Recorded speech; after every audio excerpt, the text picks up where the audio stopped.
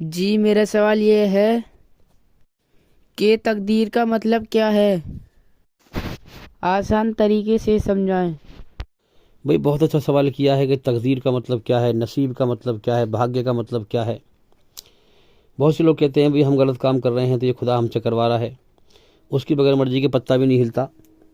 तो मेरे भाइयों, ये गलत सोच है इंसान की। सही बात ये है कि तुम्हारे पैदा करने वाले सच्चे मालिक ने तुम्हें इंसान बनाया, तुम्हारे अंदर अपनी रचना को रचा। अच्छाई में सुकून पैदा कर देता है, बुराई से बेचैनी घबराहट पैदा कर देता है। तुम्हें दोनों रास्ते दिखा दिए, सच और झूठ, अच्छाई और बुराई। अब दिखाने के बाद उसके एहसासात तुम्हें करा दिए। अच्छाई में सुकून कर देता है वो जो तुम करते हो अच्छा काम, और बुराई में तुम्हें बेचैन कर देता है। उसने तुम्हें एहसासात करा दिए। मिसाल के तौर पर जैसे जो है गुलाब का फूल होता है कि नहीं। गुलाब के फूल में दो चीज़ होती हैं। गुलाब के पेड़ में एक तो कांटा होता है और दूसरा फूल होता है। फूल अच्छी चीज़ है, ये हमें समझ दी है अल्लाह ने, ईश्वर ने, कि उसमें खुशबू होती है, देखने में अच्छा लग रहा है ना। खुशबू अच्छी है, देखने में बड़ा प्यारा लग रहा है। तो फूल अच्छी चीज़ है, इसकी हमें समझ दी है। हम जानते हैं कि फूल अच्छी चीज़ है, ये रचना है ईश्वर की। और कांटे एक बुरी चीज़ है। कांटे चुभ जाते हैं, इंसान को तकलीफ़ देते हैं, नुकसान देते हैं। ये भी हमें समझ दी है कि कांटे नुकसानदेह हैं। कांटे जो हैं तकलीफ़ देने वाली चीज़ है, ये भी हमें समझ दी है। अगर समझ ना होती तो फिर इम्तिहान ना होता। तो अब इस बात से हम समझें, मिसाल के तौर पर जैसे बच्चा होता है, बच्चा अब घर में जो है गुलाब का पेड़ है। अब बच्चे से कहें बेटा चुन ले, कौन सा चुनेगा तू, तो बच्चे में अकल और समझ कम होती है। बात समझे हम। इसलिए 15 साल के बाद ईश्वर की तरफ से, अल्लाह की तरफ से इंसान का इम्तिहान शुरू होता है, क्योंकि 15 साल के बाद उसमें कुछ समझ और अकल अल्लाह ताला दे देता है। उससे पहले जो है नादानी में उसकी हालत मानी जाती है। तो अब हम समझें कि अब आपके घर में जो है गुलाब का पेड़ है। अब आपको जो है ऑप्शन दिया चुनने के लिए कि भाई आप चुनने क्या चुनेंगे। आप अपनी जिम्मेदारी से, अपनी जिम्मेदारी पर, अपने होश व हवास में, अपनी समझ के साथ, अपने होश के साथ, अपनी गौर व फिक्र के साथ, अब आपकी क्या फ्री विल दिया है आपको कि कौन सा चुनते हैं आप गुलाब का फूल चुनेंगे या कांटे चुनेंगे। तो इसी तरीके से हम समझें कि जो है पूरी दुनिया अच्छाई बुराई से भरी हुई है। यही हमारे अंदर ईश्वर की रचना है, अच्छाई बुराई। और दुनिया में भी अच्छाई बुराई का माहौल है। अब हमें समझ दे दी है उसने कि अच्छाई अच्छी चीज़ है और बुराई बुरी चीज़ है। और समझ के साथ साथ हमारे अंदर एहसासात भी पैदा करता है। अच्छाई पर चलने में सुकून पैदा करता है, बुराई पर चलने में बेचैनी पैदा करता है। और हमें समझ दी है क्या अच्छाई है क्या बुराई है, मोटी मोटी। और बारीकी से हम समझेंगे तो मालिक की मर्जी हम पहचाने कुरान में। तो इसी प्रकार से अब आपके सामने दो ऑप्शन हैं, आपको फ्री विल दिया है कि आप चाहे फूल चुन लें या कांटों में उलझ जाएं। समझ रहे हो बात को। आप चाहे फूल पकड़ लें या कांटों में उलझ जाएं। आप चाहें अच्छाई पर चलकर, सच्चाई पर चलकर जन्नत को हासिल कर लें, मौत के बाद स्वर्ग को हासिल कर लें, हैं, या फिर बुराई के कांटों में उलझ जाएं। बुराई के कांटों में दुनिया में उलझ जाएं और मौत के बाद नरक की आग में जाएं। ये आपके हाथ में बात है। ये अल्लाह ने आपको, हर इंसान को फ्री विल दिया है, दुनिया के अंदर छूट दी है। अच्छाई चुन ले या बुराई चुन ले, जीवन का समय दे दिया है। और फिर इस दो रास्ते इंसान के सामने कर दिए हैं, सच और झूठ, अच्छाई और बुराई। और इन दो रास्तों के दो अंजाम उसने बता दिए हैं। अच्छाई का अंजाम जन्नत है और बुराई का अंजाम जहन्नुम है। अब आ जाए हम, तकदीर का मसला क्या है।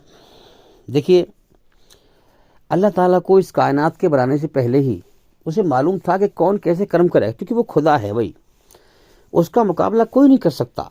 याद रखें, वो पूरी कायनात को बना करके सुम शाम चला रहा है और उसके आसमानों में कंप्यूटर लगे हुए हैं और हर चीज़ को देख रहा है।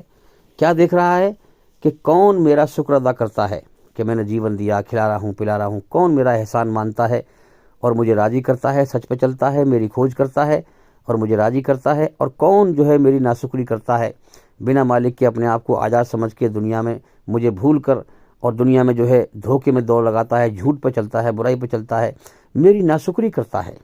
वो ये सब देख रहा है और उसने सबको जीवन का समय दिया है। मौत के बाद असल ज़िंदगी है, जहाँ पर वो बदला देगा। तो अब हम समझे इस चीज़ को कि वो आलिमुल गैब है, अंतर्यामी है, उसको पहले से ही मालूम है कि कौन इंसान कैसे कर्म करेगा।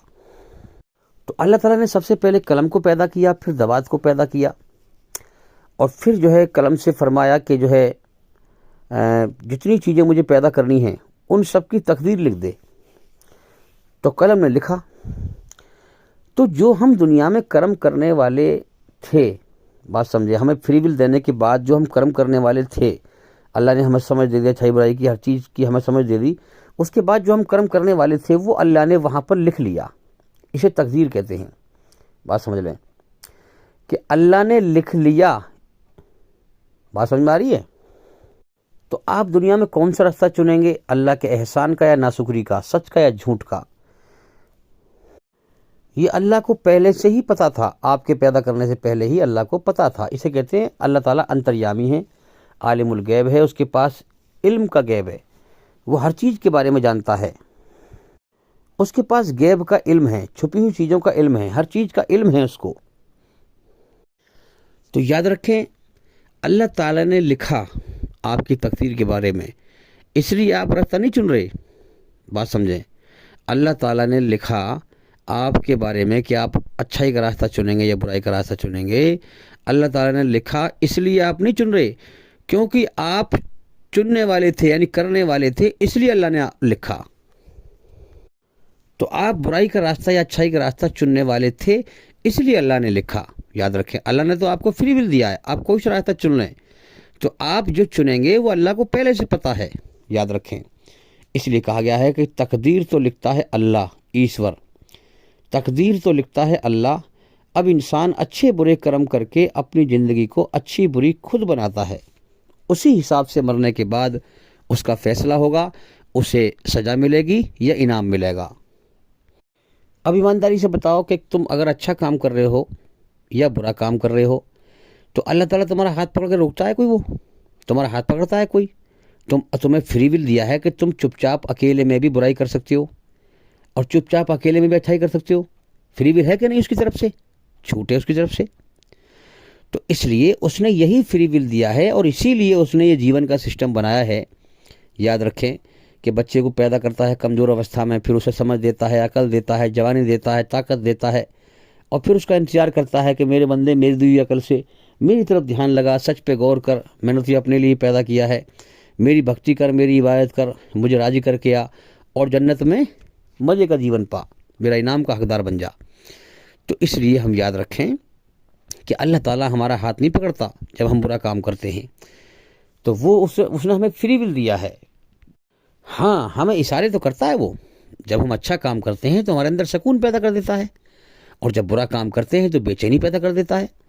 तुम्हारा हाथ नहीं पकड़ता, तुम्हें एहसास कराता है कि तुमसे मोहब्बत करता है, तुम्हें एहसास कराता है कि मेरे बंदे इस बुराई के रास्ते पर ना चल, मैं तेरे अंदर बेचैनी पैदा कर रहा हूँ। इसका अंजाम दुनिया में भी बुरा है और मौत के बाद भी बुरा है, मौत के बाद की ज़िंदगी में भी बुरा है। और जब अच्छा काम करते हैं हम तो हमारे अंदर सुकून पैदा कर देता है, हमें ये इशारा करता है कि मेरे बंदे, मेरे पैदा किए हुए इंसान, अच्छाई के रास्ते को पसंद कर, ये मेरा रास्ता है, इस पे चल, ये मैंने तेरा इम्तिहान का जरिया बनाया है। तो अब तकदीर मुबरम, तकदीर मुअल्लक, एक तकदीर ये भी है कि हमारी मौत कब आएगी, कैसे आएगी, कहाँ आएगी, किस हालत में आएगी, है ना, ये अल्लाह के यहाँ लिखा हुआ है पहले से, उसमें हमारा इख्तियार नहीं है, वो हमारे काबू से बाहर है। अब हमें रोज़ी कहाँ मिलेगी, कितनी मिलेगी, किस पोजीशन से मिलेगी, किस हालत से मिलेगी, ये भी अल्लाह को पता है, इस पर भी हमारा इख्तियार नहीं है। समझ में आ रही है बात? जहाँ से हमारा गुमान नहीं होगा वहाँ से रोज़ी मिल जाएगी हमें। तो बहुत सारी चीज़ें ऐसी हैं जिसका जो हमारे काबू से बाहर हैं, जो अल्लाह ने जो है हमारे उसमें जो है हमारी जान उसके कब्जे में है, ये हमारे काबू से बाहर है। हमें तो सिर्फ उसने फ्री विल दिया है, अच्छाई बुराई पे चलकर उसने टेस्ट लिया है, फ्री विल दिया है कि अच्छाई को चुन ले या बुराई को चुन ले, चाहे तू जो है फूल चुन ले या कांटे चुन ले, कांटों में लग जा। फिर मौत के बाद असल ज़िंदगी है, वहाँ पर इंसान का फैसला है। यही कुरान कहता है कि मालिक यौमुद्दीन, अल्लाह ताला बदले के दिन क़यामत का मालिक है, सबको बदला देगा। तो भाई तकदीर के ऊपर हमारी और भी बहुत सारी वीडियो हैं, इसलिए मैं बार बार कहता हूँ कि हमारे चैनल के अंदर जा करके एक एक करके सभी वीडियो देखें और सुनें, ताकि जल्दी से जल्दी अंधकार से निकल कर रोशनी में आएँ। उम्मीद करता हूँ कि भाई सवाल का जवाब हो गया, और भी मैंने बहुत जवाब दिए हैं इस बारे में, आप चैनल के अंदर जाकर वीडियो देखें, उम्मीद करता हूँ कि सवाल का जवाब हो गया और भी इंशाल्लाह ज़िंदगी रही तो फिर मुलाकात होगी। अस्सलामु अलैकुम वरहमतुल्लाहि वबरकातुहू।